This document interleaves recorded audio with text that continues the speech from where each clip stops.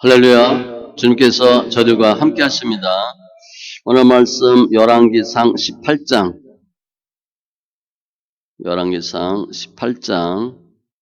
32절로 35절 32절로 35절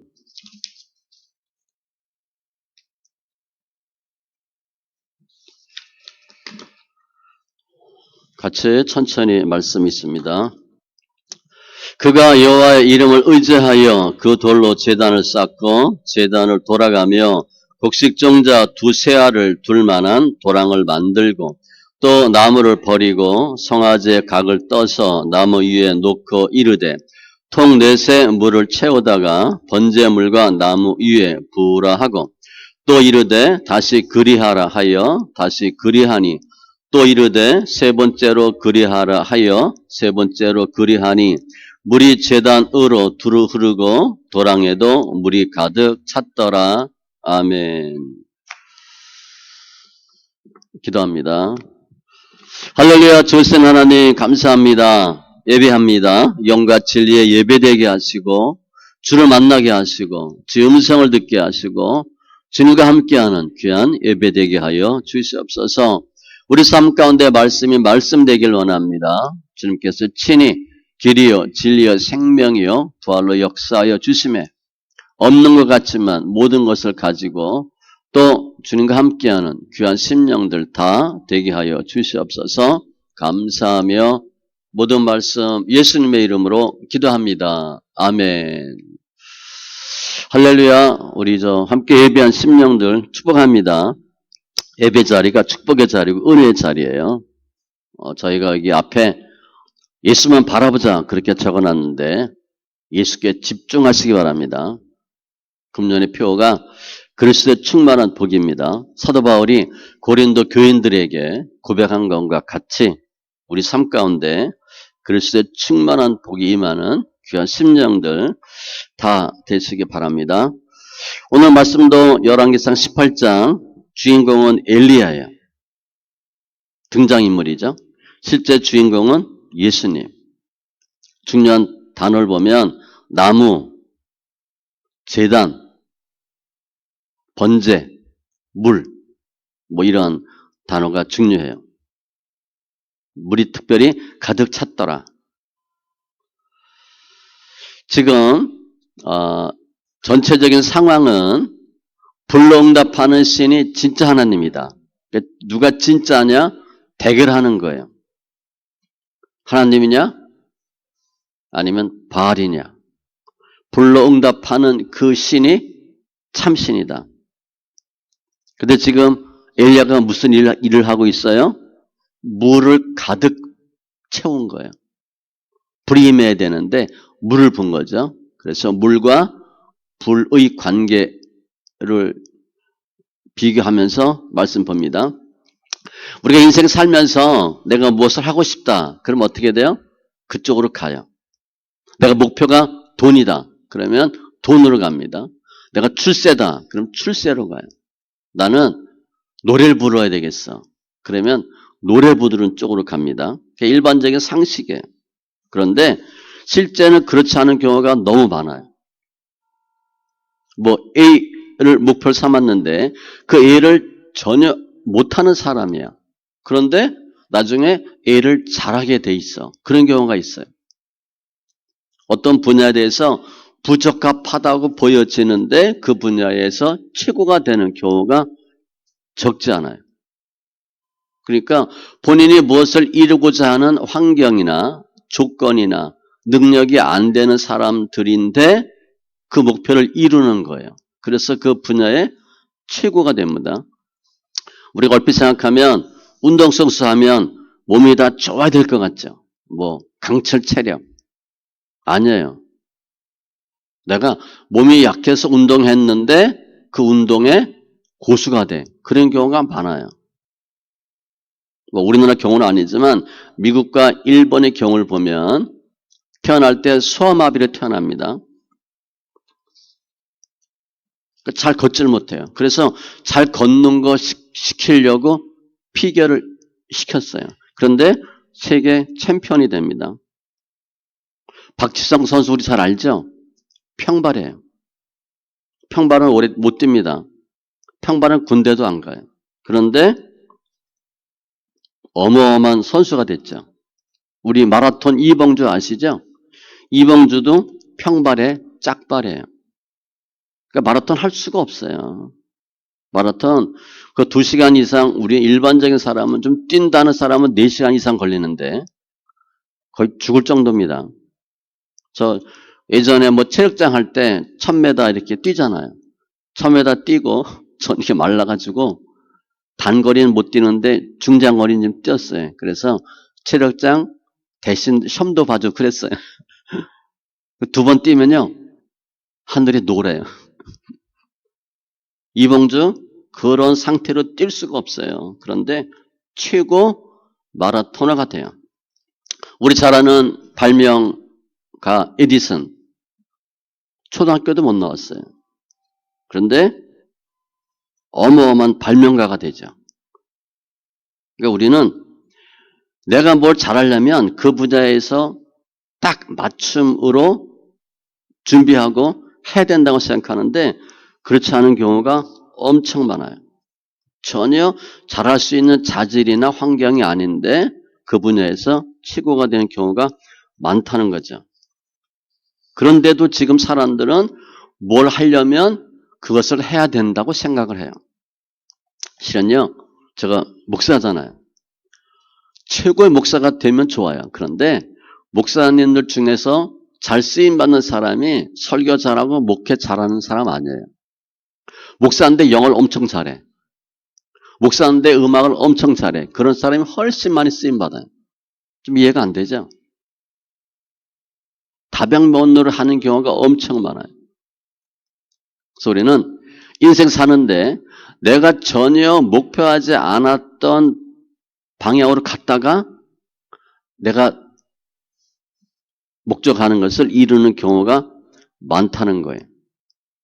그래도 일반적인 사람들은 무엇을 하기 위해서 그쪽으로 가길 원해요. 그런데 실은 인생은요, 실패한 것 같은데 성공하는 인생이 되고 성공한 것 같은데 실패되는 것이 인생이에요. 그래서 인생은 우리 생각대로 되지 않고 정반대로 가는 경우가 많아요. 오늘 엘리야가 이제 불러응답하는 하나님을 증거하기 위해서 하나님 불러응답하셔야 돼요. 제단 다 준비하고 기도하기 전에 도랑을 만들죠. 그리고 물을 부어요. 지금 불이 임해야 되니까 우리 불 붙일 때 어떻게 해요? 뭐 지푸라기 뭐 마른 종이 이렇게 해가지고 하잖아요. 불이 붙이려면 말라야 돼요. 젖은 나무도 안 됩니다. 작은 불로도 안 돼요. 큰 불이 임해야 돼. 그런데 엘리야는 지금 도랑을 만들고 물을 붓어요. 어떻게 보면 제정신이 아니에요. 거꾸로 가는 거예요. 불이 잘 붙도록 환경을 만들어 줘야 되는데 전혀 불이 붙지 못하도록 물을 부어버렸어요.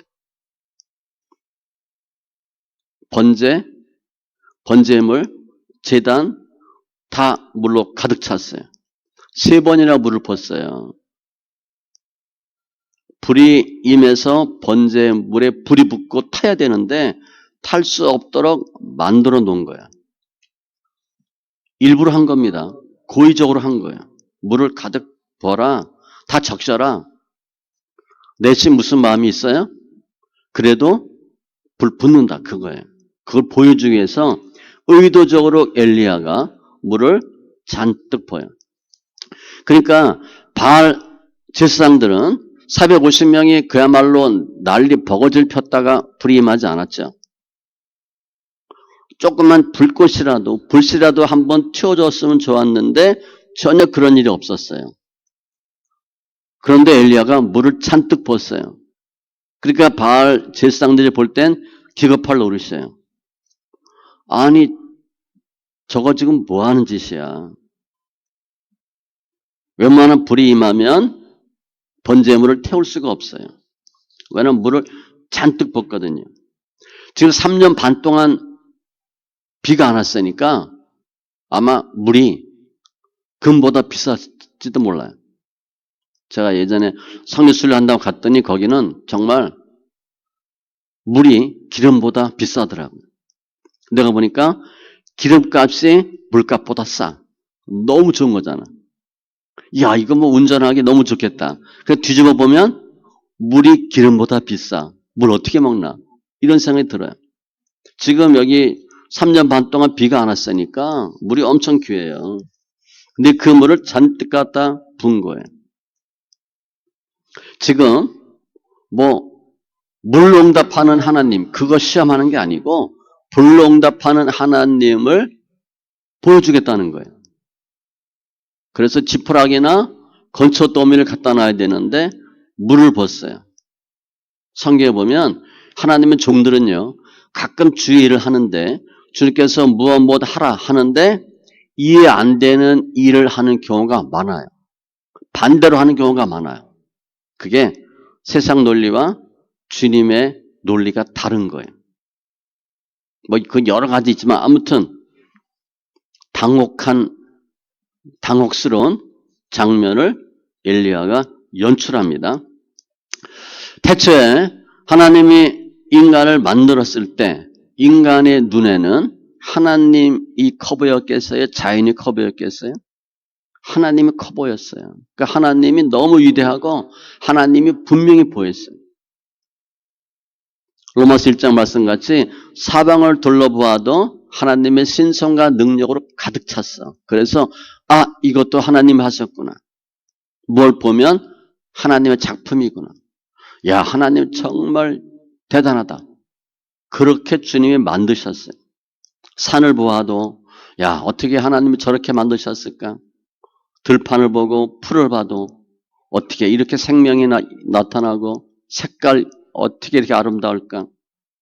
그런데 인간이 하나님을 자랑하고 하나님을 사랑하기보다 자연으로 눈을 돌리는 거예요. 하나님 사랑하는 것보다 산이 더 멋있고 들판이 멋있고 자연이 신기해요. 더 아름다워 보여. 그래서 시선이 하나님에서 자연으로 바뀌는 거예요. 하나님의 아름다움과 하나님의 놀라우심이 아니라 자연의 마음을 빼앗기게 돼요. 그리고 선악과를 따먹고 하나님을 떠나죠. 뭐가 죄냐? 하나님 하지 말라, 하라 했는데 순종하지 못한 게 죄야. 하나님을 떠납니다. 그리고 나서 타락한 인간은 하나님의 아름다움이 아니라 자연에 빠져요. 자연에 속게 돼요. 자연을 보고도 하나님을 모르게 돼요. 우리 예수 안 믿는 사람 그렇잖아요. 그냥 멋있다. 세상이 좋다. 하나님 없으니까 돈이 최고고 건강한 게 최고고 뭐 사랑하는 게 최고고 이 세상이 최고고 그러다가 인간들이 하나님께 경배해야 되는데 하나님께 마음을 돌려야 되는데 자연에게 마음을 돌리고 자연에게 번제를 드려요. 자연을 경외하게 돼요. 자연은 하나님이 다스리고 정복하라라고 주신 건데 자연을 두려워하고 자연을 경배하게 되는 완전히 사람이 바뀌어버렸어요. 실제 자연은 무섭죠. 어마어마하잖아. 뭐 불, 지진, 홍수, 화산 뭐 그러면 꼼짝없잖아요. 뭐 미국에서도 얼마 전에 눈이 50cm, 영하 40도 사람이 못 살 정도예요. 어마어마하게 힘들어요. 그래서 사람들은 자연을 경외하고 자연의 이치대로 살고 자연의 섭리대로 살도록 삶이 가치관이 바뀌어요. 그러니까 모든 것을 자연 환경에 맞추려고 해요. 실제 우리 요즘 뭐 기후 얘기 많이 하죠. 기후 다 누가 주장하겠어요? 하나님이 주장합니다. 탄소 줄이고 이거 사람이 할 수 있는 일이 아니에요. 그리고 그 모든 그 비율들은 하나님이 다 맞춰놨어요. 하나님 하세요. 만물이 하나님께 복종한대요. 그 정치가들이 하는 소리예요. 아무튼 사람이 타락하고 하나님이 아닌 사람을 숭배하고 사람의 종노릇하는 모습으로 바뀌어요. 이게 타락한 인간들의 모습이에요. 그래서 오늘 엘리야가 번제 물을 붓죠. 의도적이에요. 이스라엘 백성은 지금 하나님을 믿지 않아서 비가 안 온 겁니다. 그러니까 타락한 죄악된 백성이에요. 엄밀히 보면 불응답하는 신이 참신인데 하나님이 이스라엘 백성을 위해서 불응답해야 될 정도로 이스라엘 백성들이 착하고 순종적이었어요? 깨끗했어요? 아니에요. 하나님이 주시는 비, 하나님이 주신 불을 체험하면 안 될 정도로 타락한 백성들이에요. 하나님 입장에서 보면 못된 민족이에요. 그런데 엘리야가 물을 붓어요. 물을 보니까 번제물은 잘 타질 않아요. 불로 응답하기가 쉽지 않아요.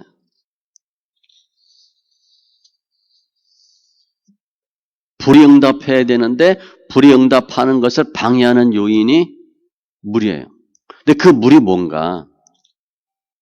시편 109편 18절에 보면 또 저주하기를 옷 입듯 하더니 저주가 물같이 그의 몸속으로 들어가며 이 물이 때때로 죄를 상징해요.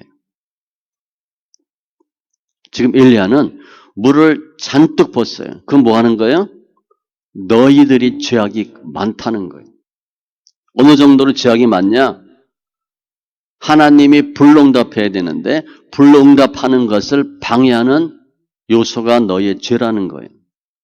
그걸 상징적으로 엘리야가 나타낸 거예요. 그래도 엘리야의 의도는 뭐예요? 너희들의 죄악이 아무리 많고 물이 아무리 많아도 아무리 타락하고 죄가 커도 하나님의 불은 임한다는 걸 보여주는 거예요. 그걸 선포하고 싶었어요. 그래서 물을 잔뜩 부은 거예요. 이스라엘 백성이 지금 죄가 많아요. 엘리야가 물을 부은 것처럼. 그렇다고 하나님의 은혜가 없어요? 은혜가 있어요. 이스라엘 백성이 죄가 많고 타락하고 하나님께 불순종하고 하나님을 섬기지 않지만 주님은 불로 임하시겠다는 증거예요. 그리고 불로 임해서 번제를 태우겠다. 그게 물과 불의 관계예요. 아무리 물이 흠뻑히 젖어 있어도 불로 나중에 보면 도랑을 다 핥았다 그랬어요. 아무리 죄가 많아도 주님의 은혜는 역사는 있다. 그걸 보여주기 위해서 엘리야가 물을 잔뜩 분 거예요. 결국 나중에 불이 임하죠. 불로 응답해요. 그리고 바알 선지자 다 죽입니다. 불이 임한다는 건 뭐예요? 예수님이 불로 오신다는 거예요.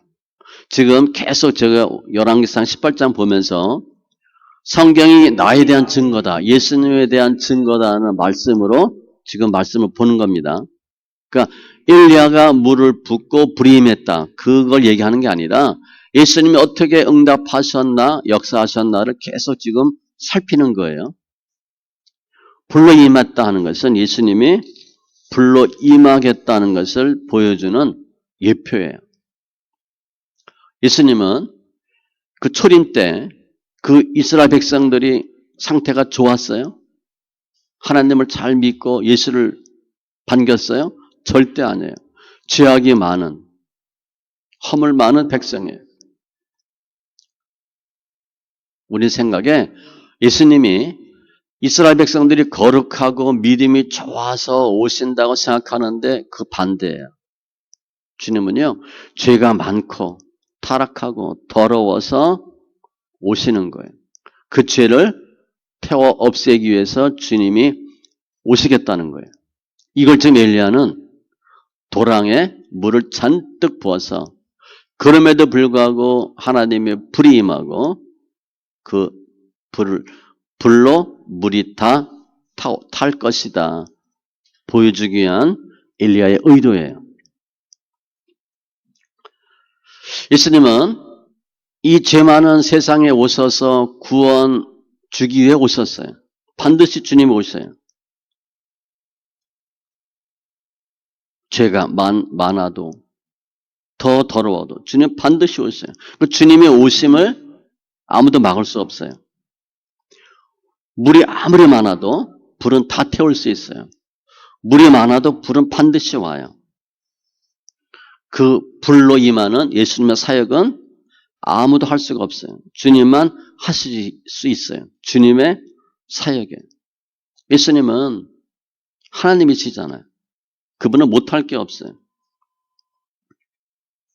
우리의 죄가 많아도 주님은 오셔요. 우리가 물로 흠뻑 젖어 있어도 주님은 오셔요.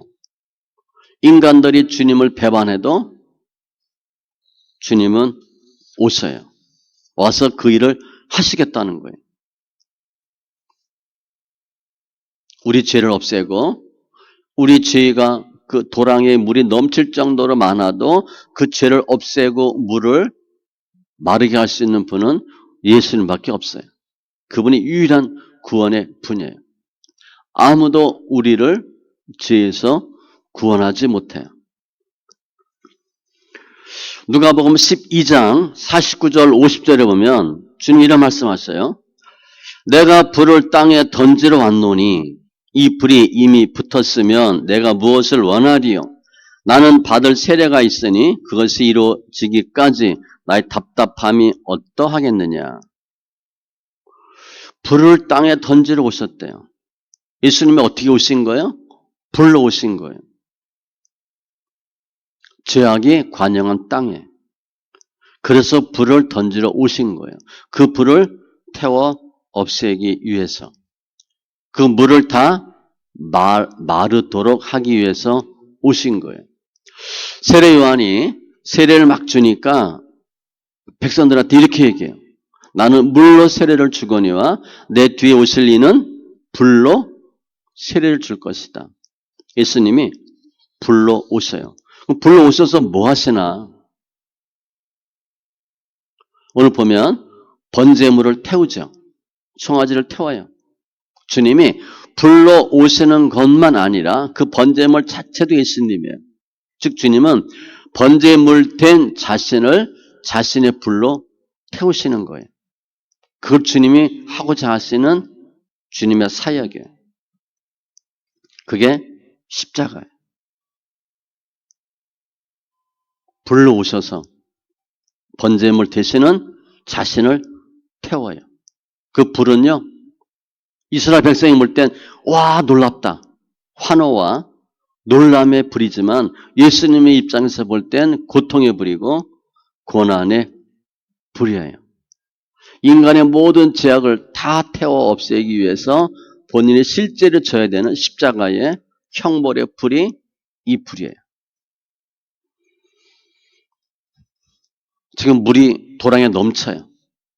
죄악이 넘치는 곳에 예수님께서 친히 불로 임하셔서 자신의 몸 번제물을 태워요. 그게 주님이 당하는 고통이에요. 지금 불이 임하는데 작은 불이 임했겠어요? 엄청 큰 불이에요. 작은 불로는 그 많은 죄악을 다 없애고 태울 수가 없어요. 예수님이 임하신 그 불은요, 갈멜산에 임한 그 불은 엄청 큰 불이에요. 자신을 태우는, 번제물을 태우는 불, 모든 물을 다 마르게 하는 핥을 정도의 불이에요. 엄청 큰 불이에요. 그래서 예수님의 십자가 사건이 뭐냐? 우리의 모든 죄가 다 없어지는 용서와 구원의 사건이 십자가의 사건이에요. 주님이 그러면 초림 때 이 세상 오셔서 이 사역을 감당하는데 백성들은 그 예수님을 어떻게 대했나? 환영했을 것 같아요? 그 당시 예수님을 따른 사람들은 극소수예요. 우리가 볼 때는 12제자, 70의 제자들, 수많은 사람들, 그렇지만 극소수에 불과해요.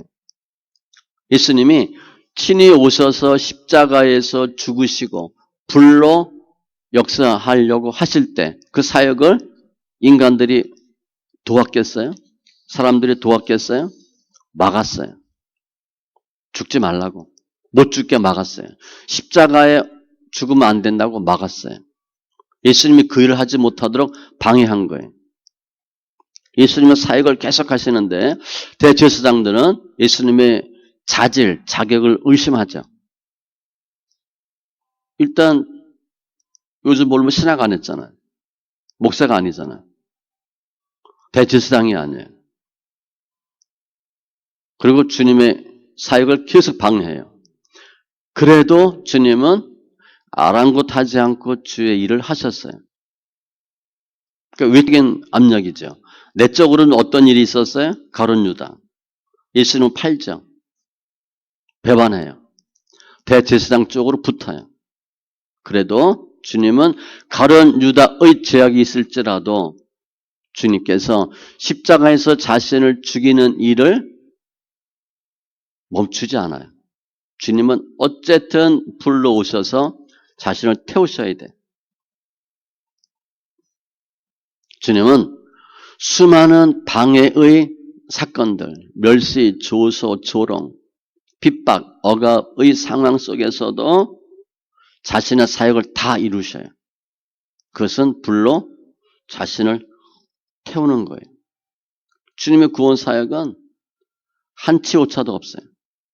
지금 엘리야 이 사건 때 불이 임해서 모든 번제물을 다 태운 것 같이 주님은 우리의 모든 죄를 다 사시기 위해서 오셔서 불로 역사하시는 거예요. 오늘 중요한 단어가 번제인데, 번제와 물인데, 하나님 우리에게 주시는 축복의 번제가 뭔가? 이 축복의 번제는요, 공의와 정의, 사랑과 긍휼이 충만한 데서 이루어지지 않아요. 사람들은 그래야 한다고 생각해요. 그러나 구원의 번제는 주님의 축복의 은혜는 우리 인간들이 착하고 선하기 때문에 이루어지는 것이 아니에요. 주님의 번제는요, 불사건은 죄가 많고 더럽고 추악한 곳에서 주님이 이루시는 구원 사역이에요. 깨끗한 곳에서 불이 역사하지 않아요. 불은 가장 더럽고 추악한 곳, 죄 많은 사람들, 죄 많은 장소에서 이루어져요. 그게 주님의 구원 사역이에요. 로마서 5장 20절에 보면 죄가 더한 곳에 은혜가 넘쳤나니. 우리가 언제 은혜를 받을 것 같은가? 내가 믿음이 좋아서 은혜 받는다? 그럴 수 있어요. 그런데 실은요, 내가 생각하니까 너무 죄인이야. 내가 너무 못됐어. 그것이 깨달아질 때 그 은혜가 진짜 은혜예요. 그렇지 않고 내가 이 정도 예수 믿고 이 정도 잘하는데 그런 은혜가 없어요. 그 교만이기 때문에 자기 의의가 드러나면 하나님의 은혜가 없어요. 주님의 은혜는 내가 아무것도 할 수가 없구나. 아무것도 한 게 없구나. 난 정말 나쁜 놈이구나. 할 때 은혜가 넘쳐요. 이렇게 주님이 자신을 번제로 드리기 위해서 불로 응답하기 위해서 역사하는데 물이 방해가 된 것 같이 인간들은 계속 그 사역을 못하도록 해요. 그렇지만 주님의 번제는 어떤 경우에도 더 정확히 얘기하면 죄가 많으면 많을수록 불이 더 강하게 역사해요. 물이 많으면 많을수록 불은 더 큰 불로 역사하는 거예요. 깨끗하고 좋으면 주님의 불은 약해도 가능해요. 그런데 죄가 많으면 주님의 불은 더 크게 큰 불로 역사하셔야 돼요. 이 지구상에 있는 모든 물, 주님이 다 불로 태울 수 있어요. 마르게 할 수 있어요. 주님의 불 앞에 타지 않는 죄는 하나도 없어요. 예수님은 모든 죄보다 더 커요. 예수님의 불은 모든 물보다 더 강해요. 주님 용서 못할 죄가 없어요. 우리가 이거 너무 큰 죄다. 죄도 아니에요. 주님 보시기엔 아무것도 아니에요. 죄가 많은 것에 주님의 구원의 번제 사역은 계속 멈추지 않고 이루어져요. 그게 오늘 번제와 물과의 관계예요. 주님은 사람들이 하나님을 섬기고 하나님을 찬양하기보다 자연에 빠져서 자연의 섭리대로 불의응답하려면 건초더미를 갖다 놔야 돼 라고 생각하는 것과 같은 사람들을 구원하기를 원하시죠. 하나님을 싫어하고 떠난 것 주님이 아셔요. 죄가 많은 인간들 주님이 보고 계세요. 그런데 인간들에게 죄가 많고 타락했고 하나님을 멀리하기 때문에 하나님이 예수님을 준비하신 거예요. 번제물로 준비하시고 불로 준비하신 거예요. 그래서 예수님을 죽게 하시는 거죠. 그게 사람들을 살리는 거예요. 인간이 가장 타락하고 가장 더럽고 가장 죄가 많을 때 주님이 예수님을 번제물로 준비하세요. 그래서 죄를 태우도록 주님이 역사하시는 거예요. 예수님이 이 땅에 어떻게 오시나? 불러 오세요. 주님이 준비하고 보내신 거예요. 예수님은 하나님께서 이 세상의 죄악을 태우라고 보내신 번제의 불이에요. 구원에 불러보시면 돼요. 그래서 오늘 본문에 엘리야가 450명의 바알 선지자들은 아무것도 못했어요. 엘리야가 지금 외치는 거죠. 다 나오라. 그래. 물 부라. 뒤에 보면 하나님이 참 하나님인 것을 알길 원한다 얘기해요. 마음껏 외쳐요.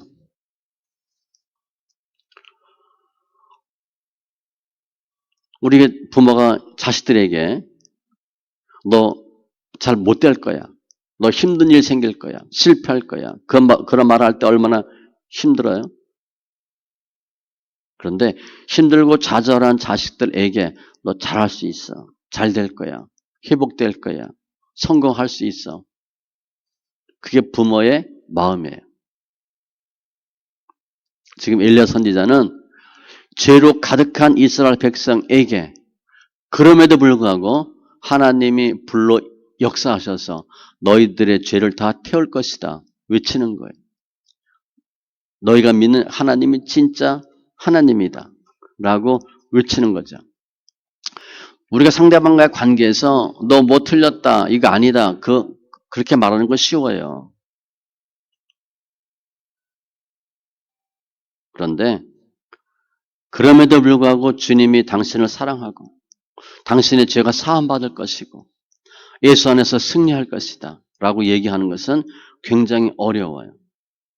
지금 엘리야 선지자는 그 일하고 있는 거예요. 여러분들의 죄가 많지만 주님이 여러분들의 죄를 다 불러 태워 주실 거다. 그걸 외치는 거죠. 엘리야가 지금 450대 1입니다. 불이 임하지 않으면 어떻게 돼요? 죽어요. 근데 거기에 물을 잔뜩 부을 수 있겠어요? 지금 엘리야는요. 아합이 죽이겠다고 하는 아합이 볼 땐 아주 못된 선지자예요. 하나님을 믿는다고 하니까 죽이고 싶은 선지자예요. 그런데 오늘 이 사건 이후에 엘리야는 민족의 지도자가 되어버려요. 하나님 역사하셔서 하나님 불응답하시고 하나님 어떤 분인가를 분명히 외치는 선지자가 돼요. 민족에 없어서는 안 될 아주 귀한 민족의 아버지와 같은 자 같아요. 그래서 지금 엘리야는 하나님께서 하실 거를 외치는 거잖아요. 물을 잔뜩 부어도 하나님 풀로 임하셔서 모든 물 다 마르게 하고 너희 모든 죄 다 사하실 것이다. 우리가 어떤 사람이 큰 사람이냐? 돈 많은 사람, 높은 지위에 있는 사람이 큰 사람이 아니에요. 예수를 외치는 사람이 가장 큰 사람이에요. 예수를 선포하는 자가 지도자예요. 예수님을 선포하는 사람이 존귀한 사람이에요. 돈 중요하지 않아요. 어떤 경우에도 그래도 예수다라고 외치는 사람이 더 중요한 사람이에요. 우리 현대인은 많은 경우에 부족함, 나의 연약함, 나의 죄악됨으로 인해서 나는 망할 거야, 안 될 거야, 버림받을 거야 라고 절망하는 경우가 많아요. 우리 모습 보면 알잖아요. 하나님이 나를 도와주실 것 같지 않아. 우리 죄를 아니까.